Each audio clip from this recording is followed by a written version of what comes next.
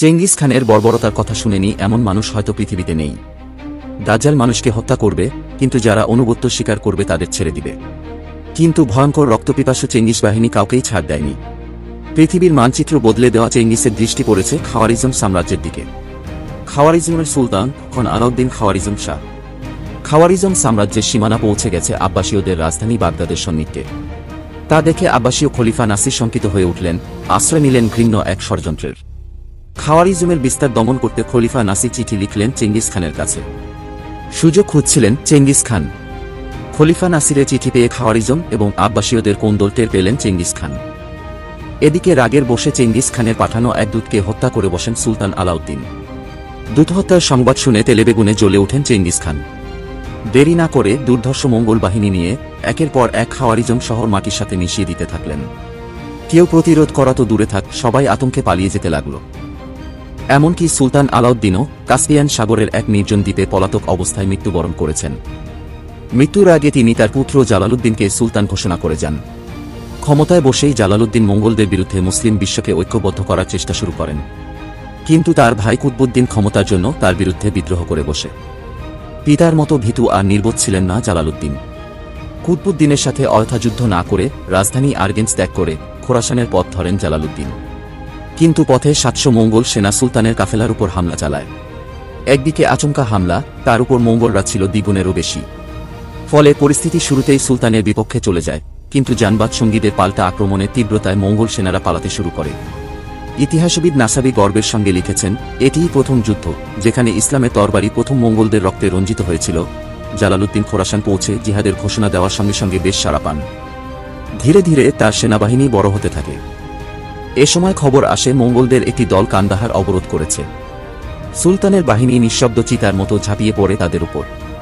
অতর্কিত হামলায় দিশেহারা হয়ে মঙ্গলরা পালাতে থাকে। পালানোর রাস্তাতেও সুলতানের সেনা মোতায়েন করা ছিল। এটি ছিল রণাঙ্গনে প্রকাশ্যে মুসলমানদের হাতে মঙ্গলদের প্রথম পরাজয়।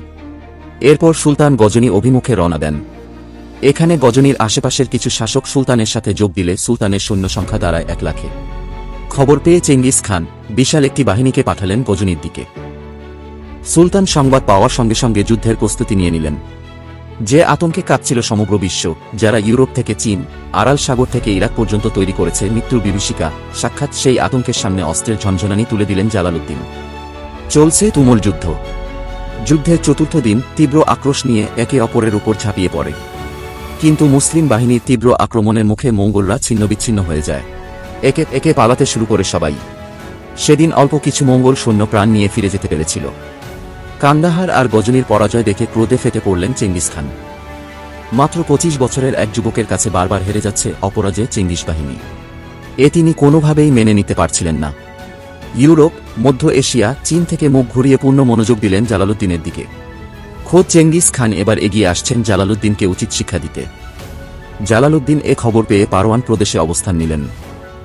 জালালউদ্দিনের ব্যাপারে চেঙ্গিস খান ভীতসন্ত্রস্ত ছিলেন। তাই নিজে যুদ্ধের ময়দানে না এসে পুত্রতলী খানকে পাঠালেন এবং নিজে অবস্থান করলেন ময়দান থেকে দূরে। পারওয়ানের ময়দানে তুমুল যুদ্ধ চলছে। অস্ত্রের ঝনঝনানিতে কাঁপছে পুরো ময়দান। জালালউদ্দিনের অনন্য রণকৌশল, আত্মবিশ্বাস এবং দৃঢ়তার কাছে সেদিনও পরাজিত হয় মঙ্গল বাহিনী। এমনকি চেঙ্গিস খানের পুত্রতলী খানও নিহত হয়। চেঙ্গিস খান অনুধাবন করলেন, জালালউদ্দিনকে থামাতে না পারলে তার পক্ষে আর সামনে এগোনো সম্ভব নয়। তাই চেঙ্গিস খান চূড়ান্ত যুদ্ধের প্রস্তুতি নিতে লাগলেন। আর এদিকে যুদ্ধলব্ধ একটি ঘোড়ার মালিকানার জেদ ধরে সুলতানের অন্যতম সেনাপতি সাইফুদ্দিন আগ্রাক অর্ধেক সেনা নিয়ে দল ত্যাগ করে। সুলতান তাকে ফিরিয়ে আনলেও পরের দিন সকালে দেখা গেল সাইফুদ্দিন গভীর রাতেই তার বাহিনী নিয়ে চলে গেছে। এদিকে পুরো মঙ্গল বাহিনী নিয়ে বিধ্বংসী রূপে এগিয়ে আসছেন চেঙ্গিস খান। চেঙ্গিস খানের সঙ্গে লড়তে হলে অবশ্যই আরও সৈন্য সংগ্রহ করতে হবে। তাই সুলতান দ্রুত এগিয়ে গেলেন গজনীর দিকে। খবর পেয়ে চেঙ্গিস খানও এগিয়ে গেলেন গজনীর দিকে। জালালউদ্দিন গজনী থেকে কিছু সৈন্য সংগ্রহ করে অসুস্থ থাকা অবস্থায়ও তীব্র বেগে ছুটে চললেন সিন্ধু অভিমুখে। ঠিক পিছন পিছন এগিয়ে আসছে কয়েক লাখ সৈন্যের মঙ্গল ঝড়। জালালউদ্দিন চাচ্ছিলেন সিন্ধু নদ অতিক্রম করে ভারতবর্ষে গিয়ে দিল্লির শাসক শামসুদ্দিন ইলতুৎমিশের সাহায্যে সেনাবাহিনী গঠন করে পুনরায় মঙ্গলদের সাথে লড়বেন। চেঙ্গিস খান বিষয়টি উপলব্ধি করে আরও দ্রুত এগিয়ে আসতে লাগলেন। মঙ্গল বাহিনী অতি নিত্যে, সামনে প্রচণ্ড খরস্রোতে উত্তাল সিন্ধু নদ। আশেপাশে নেই ওপারে পারাপারের কোনো বাহন। বাধ্য হয়ে সিন্ধু নদের পাড়ে নীলাব নামক স্থানে অবস্থান নিলেন জালালউদ্দিন। কিছু সময় পর চেঙ্গিস বাহিনীও পৌঁছে যায় সিন্ধু পারে। 24 নভেম্বর 1221 খ্রিস্টাব্দ। যুদ্ধ চলছে। চেঙ্গিস খান তার বিশাল বাহিনী নিয়েও সুবিধা করতে পারছিলেন না। জালালউদ্দিন এখানে দাঁড়িয়েই জীবনের সবচেয়ে কঠিন সিদ্ধান্ত নিলেন। সাথে থাকা পরিবারের নারীদের চেঙ্গিস বাহিনী থেকে রক্ষা করতে ভাসিয়ে দিলেন উত্তাল সিন্ধুর বুকে। যদিও এটি ইসলামী দৃষ্টিকোণ থেকে একটি ভুল সিদ্ধান্ত ছিল। যাই হোক, লক্ষাধিক দুর্ধর্ষ মঙ্গল সৈন্যের বিরুদ্ধে লড়ে চলছে হাজারখানেক মুজাহিদ, কিন্তু শহীদের সংখ্যা বেড়েই চলছে। জালালউদ্দিন যখন দেখলেন আর মোকাবেলা করা সম্ভব হচ্ছে না, তিনি যুদ্ধ করতে করতে ঘোড়াসহ একটি টিলায় উঠে গেলেন। তিনি দেখলেন মঙ্গলদের আরও বড় একটি দল এগিয়ে আসছে। টিলার ডান দিকে বইছে সিন্ধু নদ, বাম দিকে যুদ্ধের ময়দান। সময়টা ছিল অস্থির। ঘোড়ার লাগাম শক্ত করে ধরলেন জালালউদ্দিন। একবার সিন্ধুর দিকে আর একবার ময়দানের দিকে তাকালেন।